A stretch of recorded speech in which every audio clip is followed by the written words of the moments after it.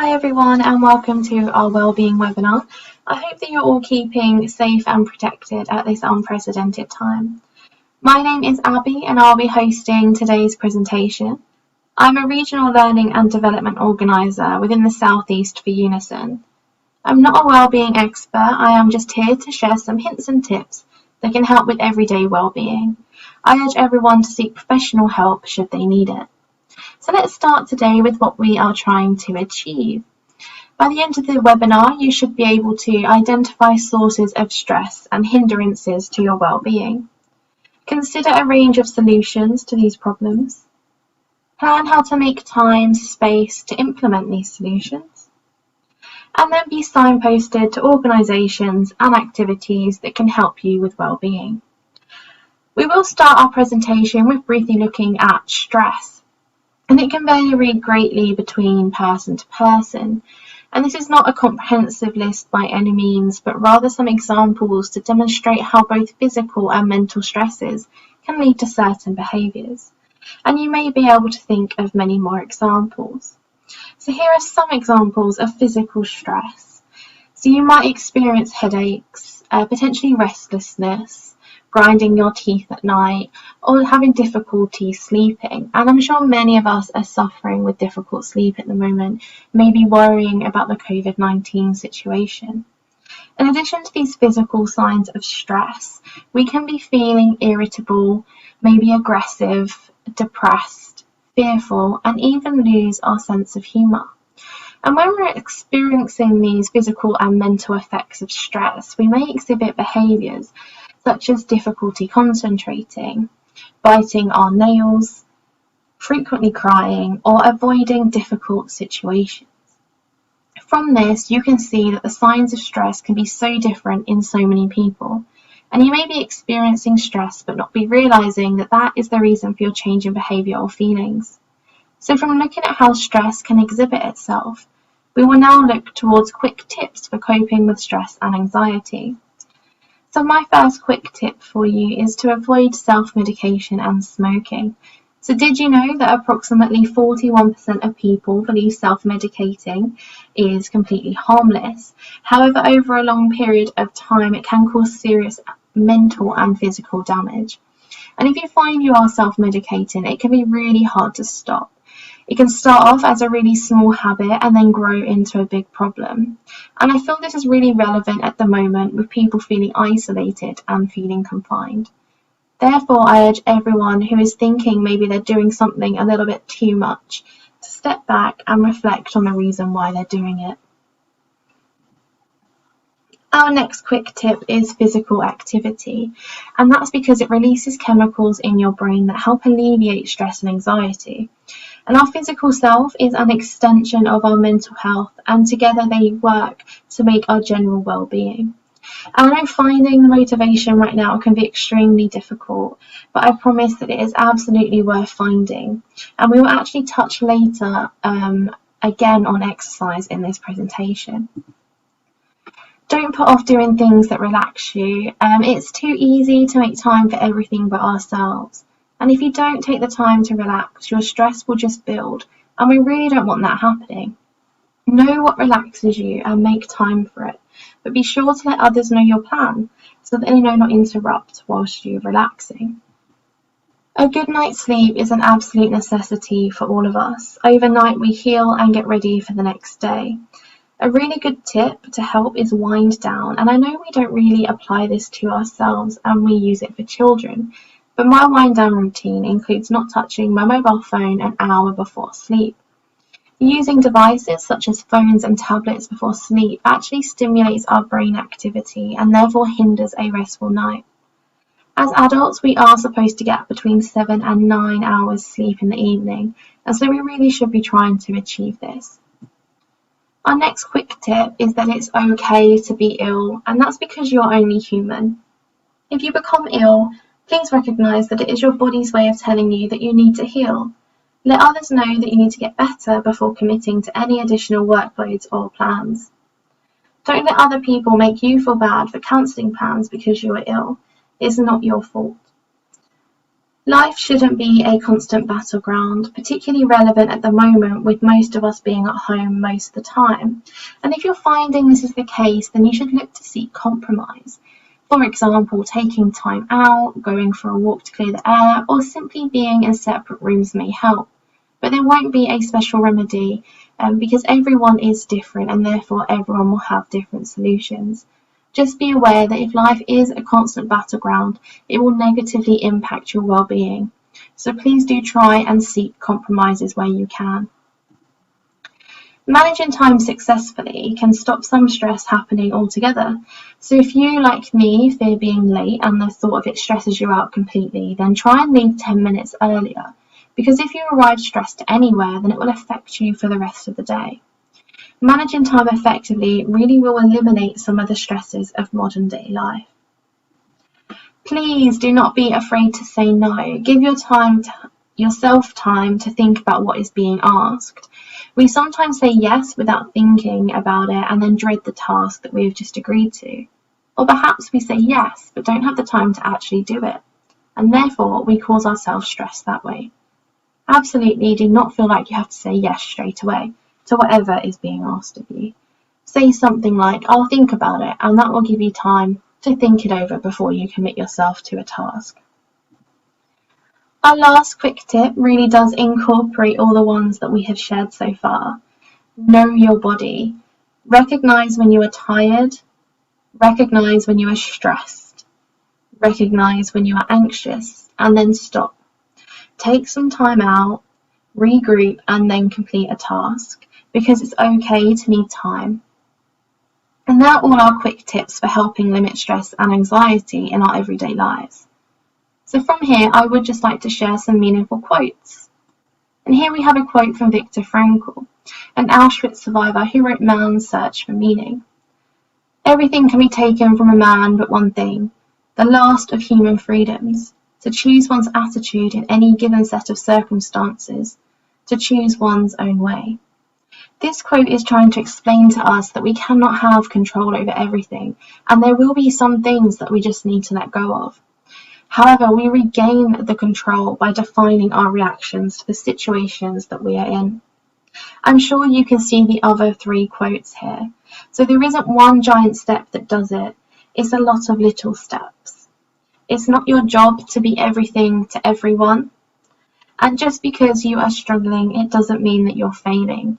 And I'd really love for you all to take these away with you and look at them should you ever need a little pick-me-up at any time.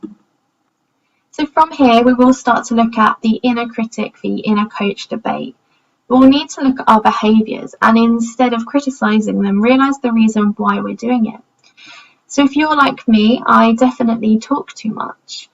And instead of seeing I talk too much as a negative thing, your inner coach would say something like this.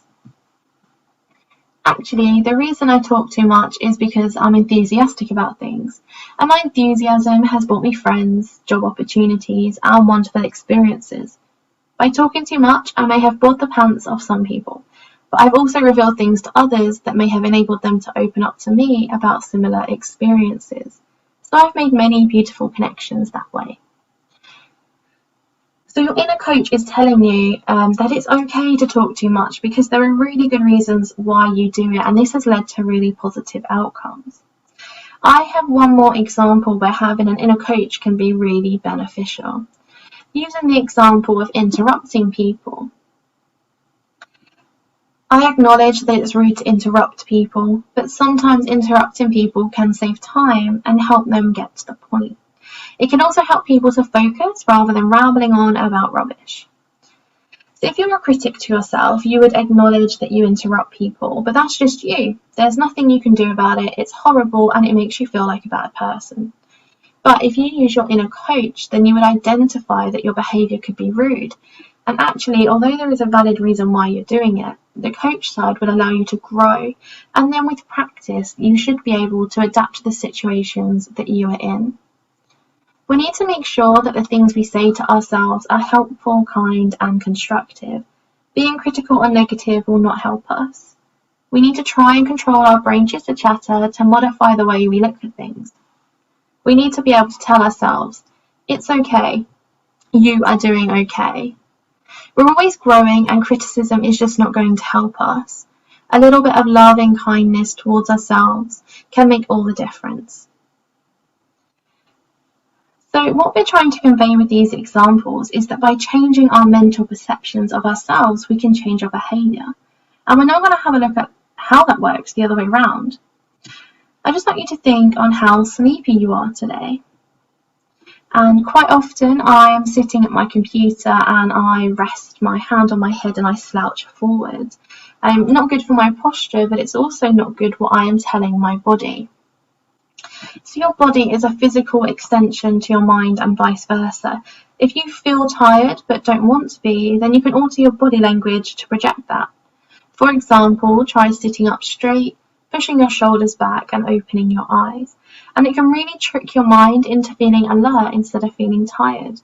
I think this is a really useful example to show how our behaviour can affect our mental perceptions there.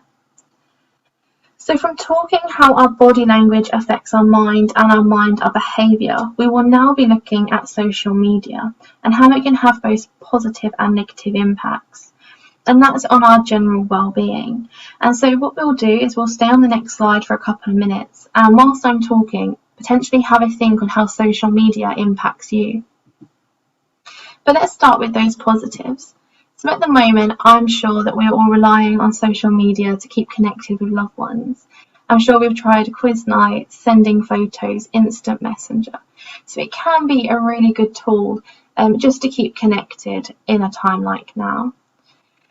But what we will talk about is a few negatives that derive from using social media a bit too much. So we spend huge amounts of time sitting in front of screens at the moment, and that's not just with work, but browsing social media too. These can have big physical impacts on our bodies, our eyes, and the way our brain processes information. So if we can limit screen exposure, it will have a really positive effect on our well-being. And I know smartphones can trace screen time these days, and I'm absolutely mortified when mine says that I average between 2 to 3 hours a day on my phone. So that's something that I'll definitely be working on myself. Social media can also be quite dodgy in terms of the comment systems. When you can't see someone's face, it's really hard to read their expression. It becomes too easy for a comment to be taken out of context. All it takes is for one person to make a comment about a post, a photo, or for someone to disagree with a comment you've made, for you to start questioning things. And when you're an anxious or depressed person, a comment that you perceive to be unkind can send you into a spiral of self-doubt and worry. And I mention the word perceived because, as we've mentioned, if you don't have that person in front of you to qualify the comment, then whatever they say could be taken wrongly depending on the mood that you're in at the time. Social media are also full of people who love taking selfies, and they're always doing something fun. And when you're suffering from mental health issues, seeing this can bring you down even further. So with social media, absolutely, we do all feel like we should be having fun all the time, and if we're not, then we're somehow failures. But this isn't the reality, because most people that post fun stuff on Facebook for attention, they aren't having as much fun as you think they are, because they're living the fun through their phone. There's also a tendency amongst some people to use Facebook or social media platforms as a place to vent. And this isn't great if you're a reader of these posts, because you become invested in other people's issues. Or if you're a person who likes to use social media to vent their problems, you will just create a continuous role in negative conversation about them and not actually solve the issues you have. It's actually a really passive-aggressive way of expressing emotion. So I ask, if you have a problem, then please don't post it on social media. Talk with someone who will support you properly, and not just comment with a sad face emoji. Talk to a friend, a sympathetic relative, and if you don't feel comfortable, then reach out to an organisation such as the Samaritans. What you might not realise is that if you are someone who regularly vents on Facebook, you'll actually make people turn away from you, and we really don't want that happening, because then you will start to feel more isolated. My last negative point on social media is fake news. I feel this really doesn't need expanding on too much, because I'm sure we've all clicked on a headline and the story hasn't advertised the headline at all, Perhaps you've seen fake photos or completely fake news articles. But we all need to start taking responsibility for identifying fake news and questioning what we're reading on social media. So please, everyone, when you look at the news on social media, please check the original source of information just to make sure what you're reading is genuine. So that's what I'll be sharing on the negative effects on social media. And now I think it's really important to talk about the exposure you have to negative news. At the moment, we're not outside as much as we normally are, and we're looking to the news as a window to the outside world. My own personal opinion is the news is generally very depressing, even normally, let alone at the time of this pandemic. And although I understand the need to be informed, and I absolutely do not belittle what is happening in the world, I limit this to once a day maximum so that I'm not mentally brought down by what I'm hearing. From limiting exposure to social media, we will now look at our exposure to toxic people in our everyday lives.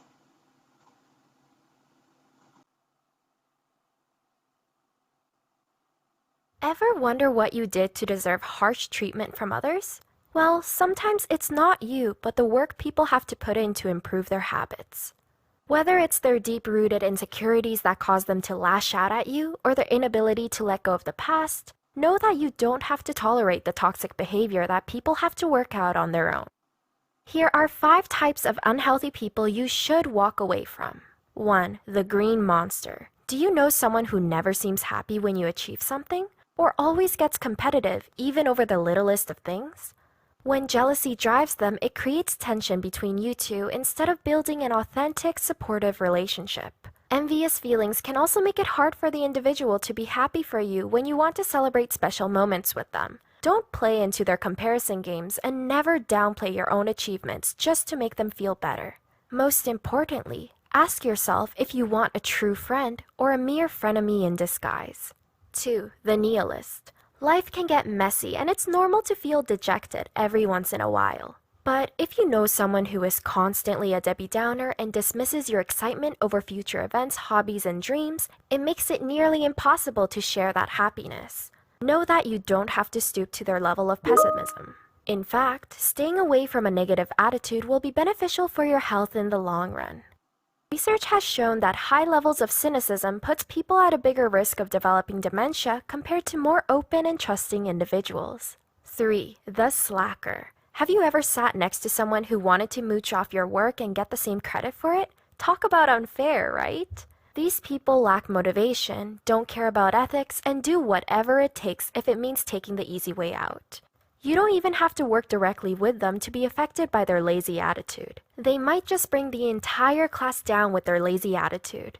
Whether they manipulate, guilt trip, or sweet talk you, watch out for these sneaky individuals. They might seem like they care about you, but they only care about 2 things: fast results and themselves. 4. The complainer. What's worse than wasting time complaining about a situation instead of changing it?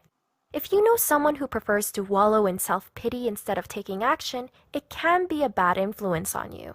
Toxic people who incessantly play the victim card but never take responsibility for what they are capable of fixing aren't just whiny, they're self-absorbed. 5. The verbal abuser. People who know how to dish out criticism but don't know how to apply it to their own lives can be incredibly hypocritical.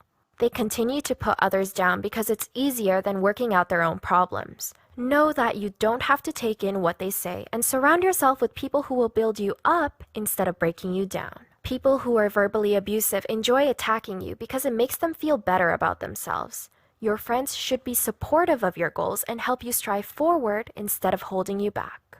Do you encounter these types of people in your life? Evaluate your goals and don't be afraid to cut people out of your life.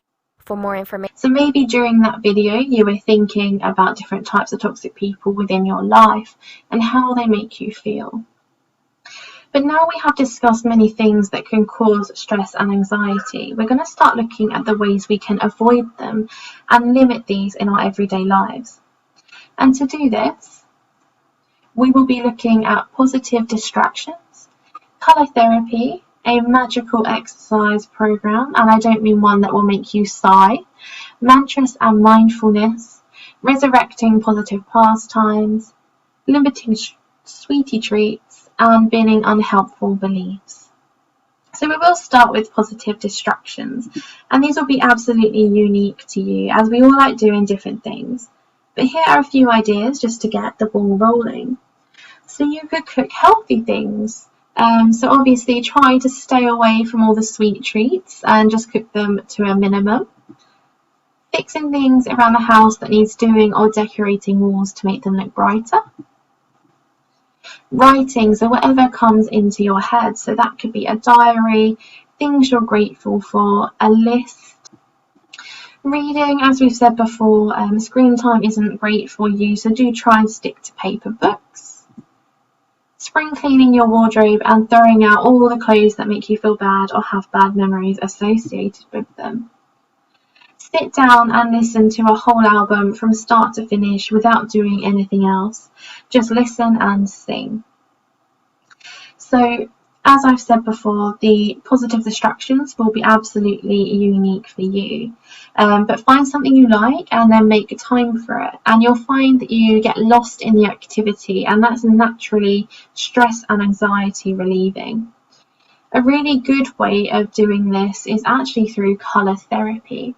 Normally our favourite colour makes us feel a certain way. I have personalised this slide so you can probably guess my favourite colour, but here are just a few ways that you can add a splash of your favourite colour into your everyday life as a little pick-me-up. So you could add a colour to your wardrobe, so gloves, scarves, bags, or even socks. You can make it the small things rather than the big things. Choose a plant with your favourite coloured flower, but make sure it's popped somewhere noticeable so that you see it. If you had a cushion and blanket in your favourite colour, then you could snuggle on the sofa and envelope yourself in colour that way. You could colour words such as calm, happy, peace, joy and hope in your favourite colour, and once they're done, stick them on the fridge as a little reminder for you. Decorating, you could paint a feature wall in your house, and who cares if it's fashionable? It's all about how that colour makes you feel. And so from colour therapy, we will talk about our magical exercise regime. And for exercise to have a positive effect on your well-being, it only takes a very small amount of effort.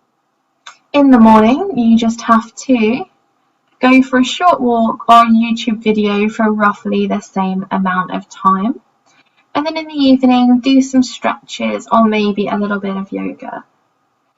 So yeah, that is it. That's all you have to do to actually start making a difference to your physical and mental well-being. Because once you start this regime, you'll find that you start to change in quite a few ways.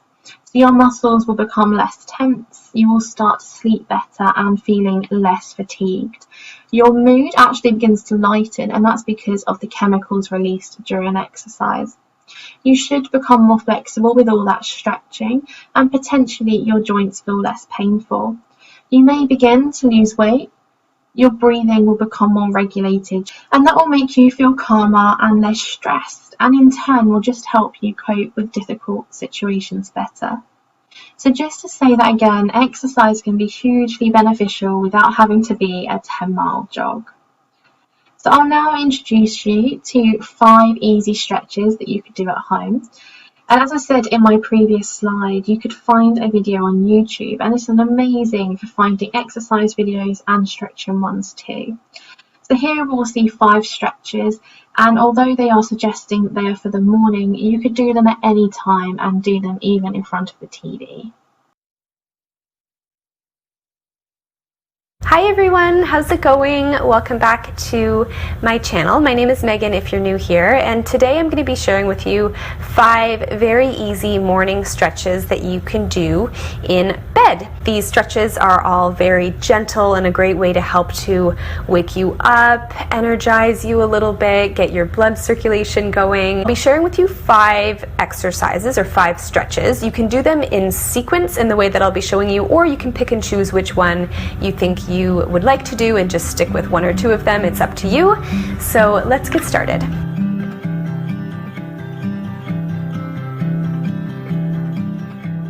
starting in a flat lying down position, we're going to do a full body stretch. So just reach your arms overhead and push your palms upward while pointing your toes. You're going to hold this for 5 breaths and release. And you're just going to relax for a moment. This is really good for releasing any tension in the body from sleeping overnight. And then you're just going to repeat the stretch once more, holding for 5 breaths.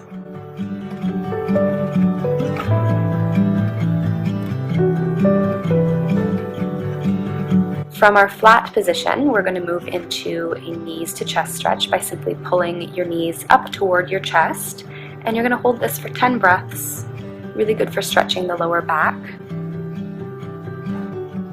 And from here, we're going to gently release your knees to the left into a supine twist while turning your neck to the opposite side if that's comfortable for you. And you can just sit here for another 5 breaths and then pull yourself up and rest your legs on the right side, holding for a few breaths.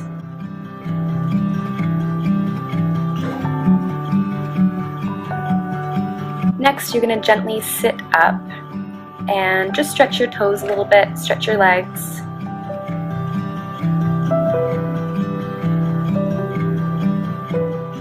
And gently reach forward into a seated forward bend.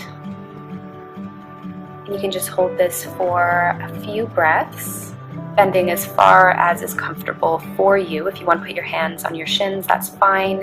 And then gently come up and bring yourself into a cross-legged position or whatever seated position feels comfortable for you. And simply reach up into a spinal reach where you're going to turn your palms outward and bend to the right and bend to the left. And you're going to repeat this 3 times on each side.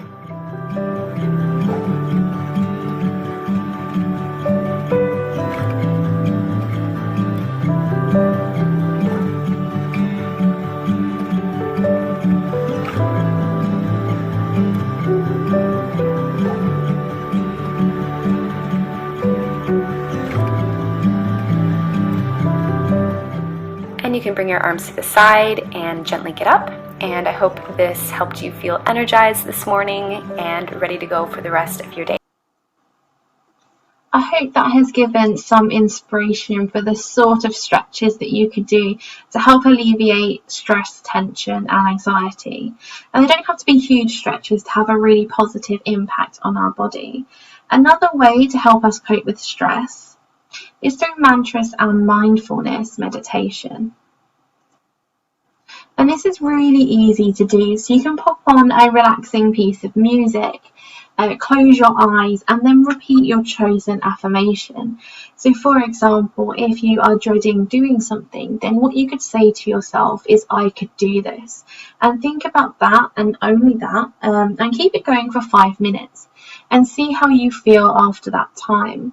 It may take a little while or a few times to start feeling the benefits, but they are proven to work, so give it a go and see if it works for you. And that really leads me to my last video, and here we can see how breathing can create a calmness within us. So just bear with the video, it feels a little bit slow to get going with, but what it is trying to teach is the 4-7-8 breathing technique. And this is just one example of a technique, and there may be another one out there that suits you better.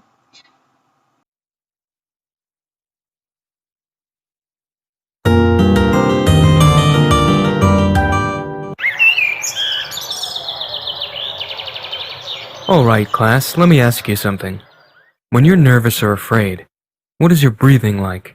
I guess I breathe faster. Yeah, me too. Yup. Right, you tend to take short, quick, shallow breaths that make you feel worse. Well, today I'm going to teach you how to take long, slow, deep breaths that will help you calm down when you feel nervous or afraid.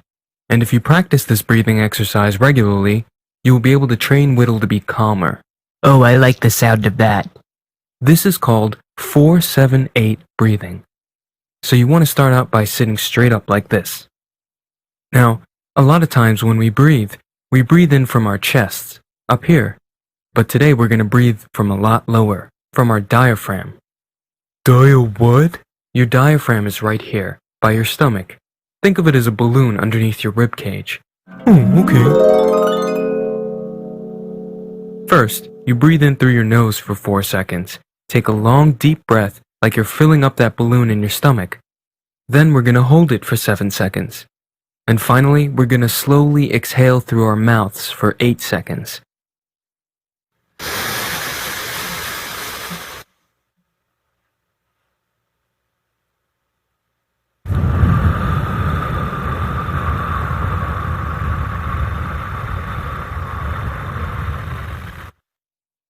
Pretend like there's a tiny hole in the balloon, and all the air is escaping from your mouth. Ready to try it all together now? I think so. Yeah. Okay, wait, no. Let me take a deep breath first. Okay. Ready. Great. Everyone sit straight up. You can follow along with us if you like. Now, take a deep breath through your nose for 4 seconds.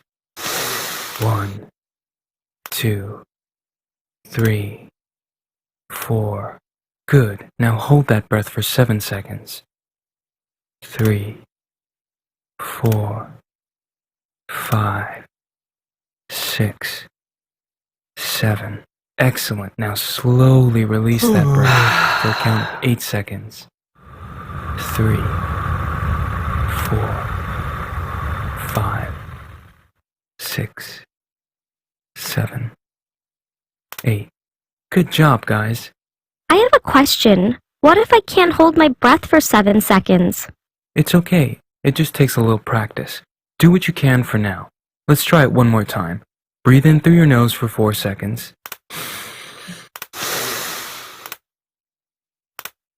Hold for 7 seconds.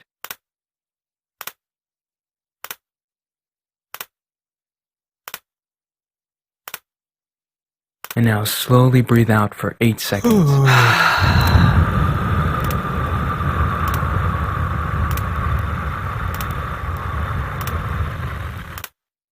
Great job, class. You should practice this breathing exercise every day for about 5 to 10 minutes.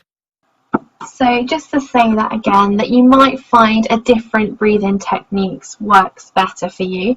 However, what any breathing technique can do for you is lower your stress. And my next piece of advice to you as a great way of stress relief is resurrecting positive pastimes.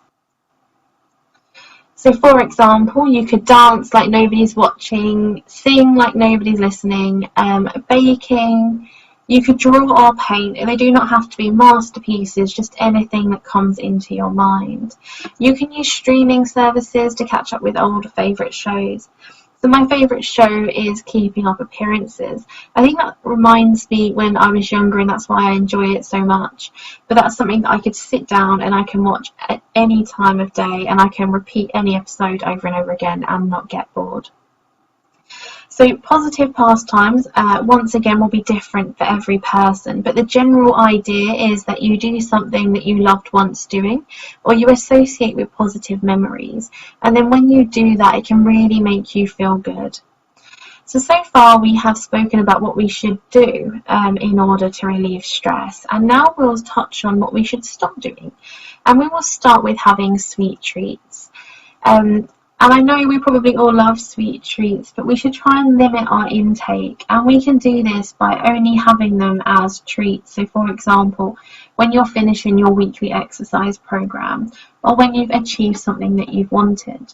And that's because it's really easy to indulge in binge eating. So we could even try swapping the sweet treats for other non-food ones.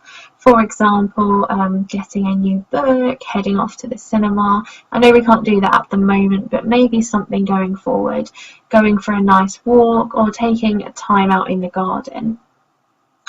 And the reason we should limit our sugar intake is because it can disrupt us and have a really negative impact on our general well-being. So too much sugar disrupts our insulin, and insulin is connected to all of the hormones in our body.